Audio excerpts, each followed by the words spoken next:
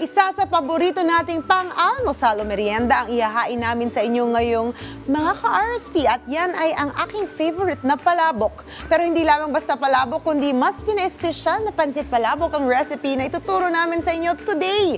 Sama-sama tayong matakam at matutunan ng recipe ng special pansit palabok ni Dr. Joy Evangelista dito lang sa Sarap Pinoy.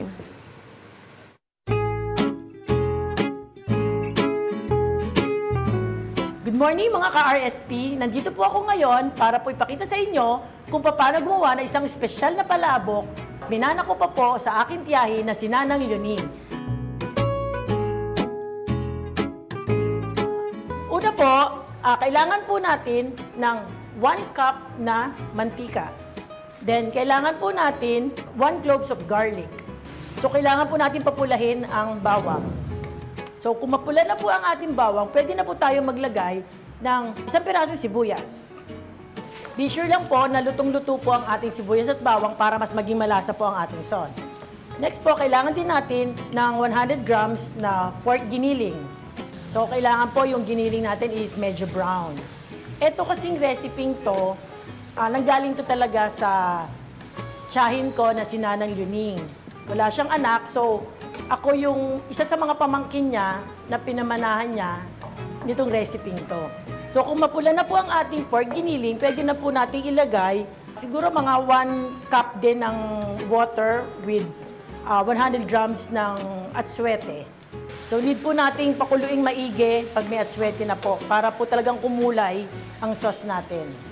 Then pwede po din tayo maglagay ng 1 tablespoon na patis. So, mga 5 minutes to 10 minutes po na niluto po natin yung atsuete natin, pwede na po natin lagyan ng water. So, pakaluin na lang po natin yung ating mixed na water with the atsuete. Pag nakita nyo pong kumukulo ng ganyan, mga 10 to 15 minutes po, pwede nyo na po ilagay ang harina po ito na nilagyan po ng water. Para po ito po yung magsisilbing pampalapot po. That's it po, kumukulo na po siya, medyo malapot-lapot na rin po. Ito na po ang ating sauce, luto na po siya. Tama po yung lapot at yung color po perfect. So ngayon po, imi-mix up na po natin yung pansit palabok. Kaya po ang tawag sa aming pansit palabok, pansit luglog palabok. Kasi bago po siya lutuin, talaga pong niluluglog po muna siya sa kumukulong tubig. Okay, yan na po yung noodles. Then, eto na po yung special sauce na ginawa po natin kanina, tinatawag po naming kaldo. So after po nyan, yung tinapa po na tinadtad. Pati po ang chicharon, kami rin po nagluluto nito para po masiguradong espesyal at malinis po. Then optional po, pwede nyo po lagyan ng pritong bawang at paminta po. So hindi na po tayo maglalagay ng patis dito kasi nilagyan na po natin ng tinapa, which is yun po yung magbibigay ng alat sa kanya. Ito po, good for 4 to 6 person. Okay? Then meron po tayong pechay bagyo na dinip na din po natin sa hot water. Then maglalagay po tayo ng boiled egg. Meron din po tayong lechon kawali. Crispy po ito. Kaya ito rin po yung nagpapadagdag ng sarap sa aming pansit palabok. Then ito po ang shrimp din po na boiled na rin po siya.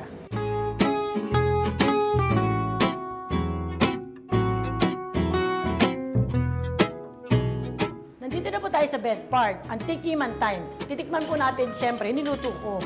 Nakita niyo po kung kagaano siya ka-saucy. Yan din po kasi ang secret namin, mas saucy po ang pansit palabok namin kaysa po sa ibang pansit. Ha?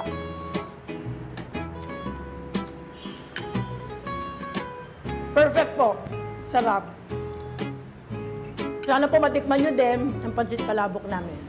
Aside from palabok po, meron din po kaming dinuguan po to. Binabalik-balikan po ito. Then ito po, ang aming pansit canton, isa po sa bestseller din namin. At ito naman po ang aming bestseller na okoy. Then ang aming fresh lumpia uboy na with egg wrapper po. Kung na-miss yung episode na to, maaari niyong balikan sa social media ang Rise and Shine Pilipinas. Meron silang Facebook, Instagram at TikTok. Ako si Dr. Joy Evangelista para sa Sarap Pinoy.